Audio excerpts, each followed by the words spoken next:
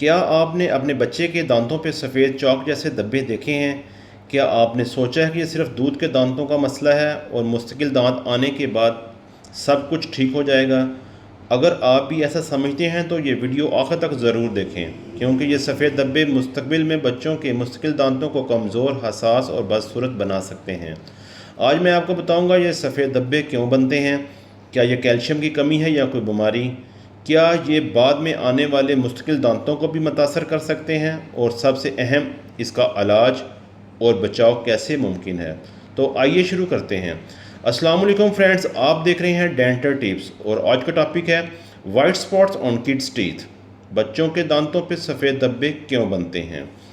دانت کی سب سے اوپر والی تہہ کو انیمل کہتے ہیں۔ یہ انسانی جسم کا سب سے سخت حصہ ہے۔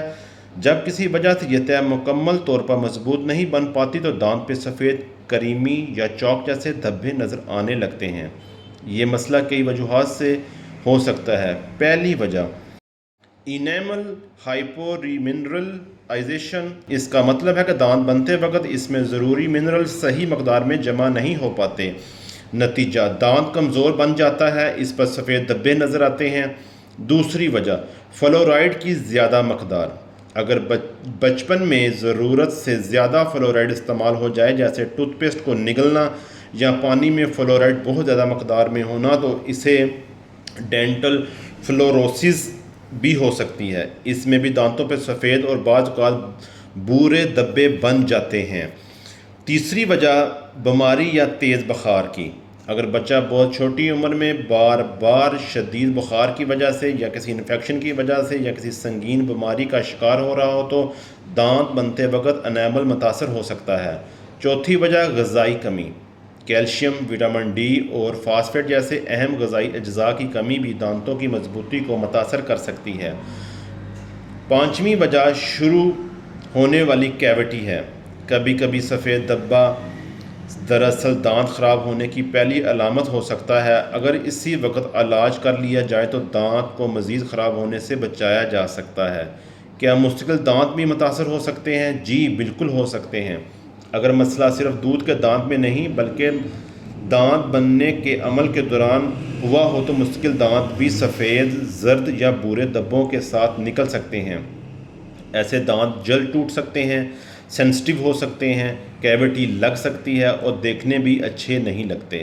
اس لیے سفید دبوں میں کبھی کبھی معمولی سمجھ کر ان کو نظر انداز نہیں کرنا چاہیے۔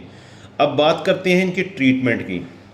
اگر وجہ صرف ابتدائی متنی کمی کی وجہ سے ہو تو ڈاکٹر فلورائڈ ورنش تجویز کر سکتے ہیں۔ اگر دبے زیادہ نمایاں ہوں تو ریزن انفلٹریشن یا مائکرو ابریجن جیسے جدید علاج بھی کیے جا سکتے ہیں۔ اگر دانت بہت زیادہ خراب ہو چکا ہو تو اسے کمپوزٹ فلنگ یا کرون کی مدد سے کور کیا جا سکتا ہے۔ یاد رکھیں ہر سفید دبا ایک جیسا نہیں ہوتا، اس لیے خود علاج کرنے کی بجائے کوالیفائڈ ڈینٹسٹ سے معائنہ کروانا بہت ضروری ہے۔ اب باری آتی ہے اپنے بچوں کے دانت بچانے کے لیے ہمیں کیا کرنا چاہیے۔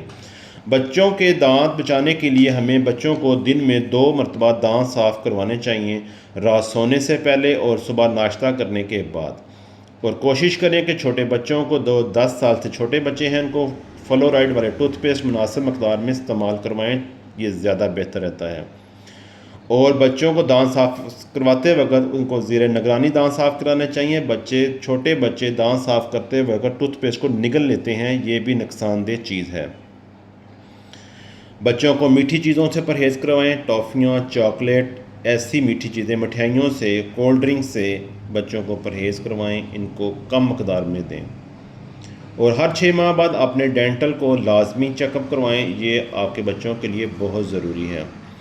اگر آپ کے بچے کے دانتوں پر بھی سفید دبے موجود ہیں تو انہیں معمولی مسئلہ سمجھ کر نظر انداز نہ کریں۔ بروقت تشخیص اور صحیح علاج کے لیے مستقل دانتوں کو زندگی بھر کے لیے رکھ سکتا ہے۔ اگر یہ ویڈیو آپ کے لیے مفید رہی ہو تو اسے ضرور اپنے فرینڈز، اپنے پیرنٹس، اپنے رشتہ داروں کے ساتھ شیئر کرنا مت بھولیے گا۔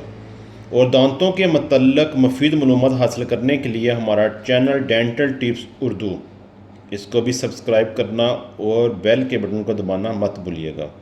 اگلی ویڈیو میں ایک نئے اور مفید ڈینٹل ٹاپک کے ساتھ دوبارہ ملاقات ہوگی۔ اللہ نگہبان۔ اب مجھے اجازت دیجیے۔ اللہ حافظ۔